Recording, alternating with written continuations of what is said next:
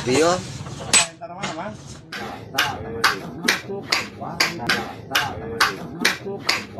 Video sejumlah warga sesaat sebelum peledakan amunisi kadaluarsa di Garut, Jawa Barat pada Senin 12 Mei 2025 viral di media sosial.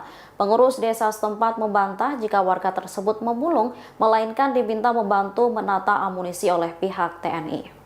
Salah seorang warga yang berada di video tersebut diketahui bernama Rustiawan.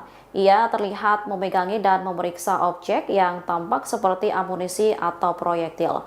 Rustiawan juga duduk di tanah dengan posisi membungkuk dengan mengenakan pakaian lengan panjang bermotif loreng abu-abu.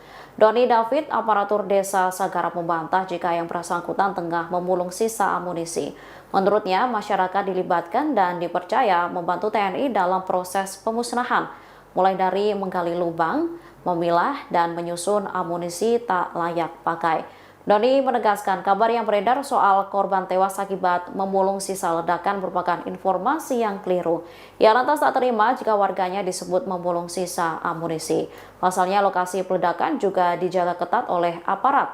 Terlebih dalam insiden ini tak hanya warga sipil, 4 anggota TNI juga menjadi korban tewas. Doni menjelaskan saat ini pihak keluarga masih menunggu proses identifikasi yang dilakukan di rumah sakit. Rencananya 9 korban sipil yang menjadi korban tewas akan disemayamkan hari ini di rumah duka. Download Tribun X sekarang, menghadirkan lokal menjadi Indonesia.